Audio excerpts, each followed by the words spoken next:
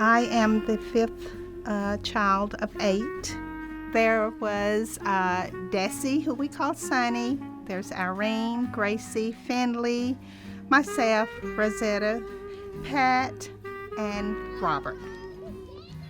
We just loved each other, and that was just a happy time.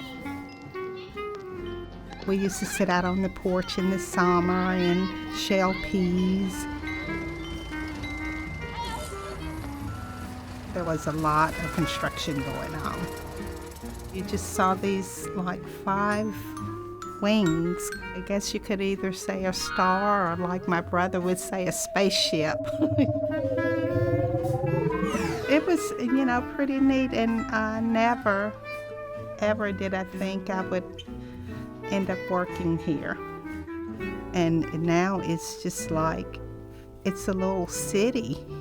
I'm happy with how we've grown, the direction we have gone and accomplished, and it's been amazing to be a part of that for 40 years. So it's amazing.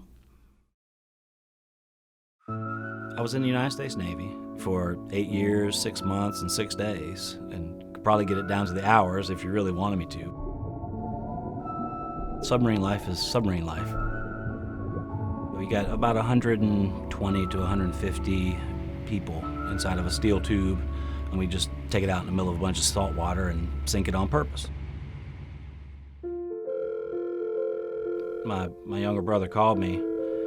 I'll never forget. He says, they're going to amputate my finger tomorrow. And it was, it's just a kick in the gut, because, why? He actually had bone cancer in his finger. Yeah, he was a good kid. I can remember he wanted to be a sports announcer. And most kids want to play sports. He wanted to be a commentator. We were at sea. They sent back a request for full power and full speed. And we stayed going as fast as we could overnight. And that was just, something was up. Somebody grabbed me and said, "Hey, the captain wants to see you. Eugene's sick. You're needed back at home."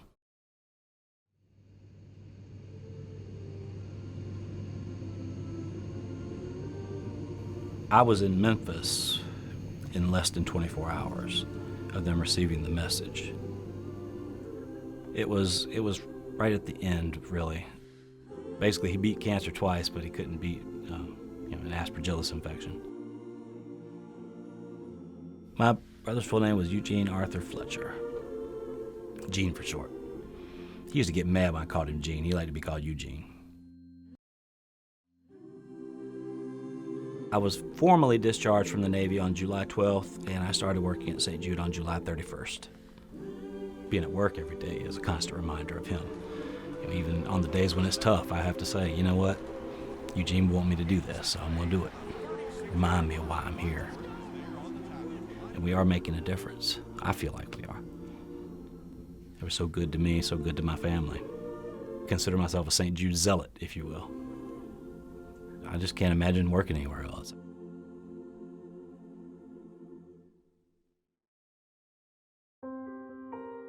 I think it's really early on. Even when I was a high school student, I was always intrigued by people getting exposed to all these bugs, and then some get disease and some do not.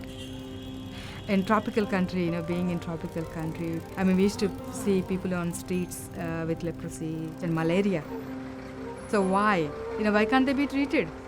Why still there is no medicine, to some diseases? Like, why?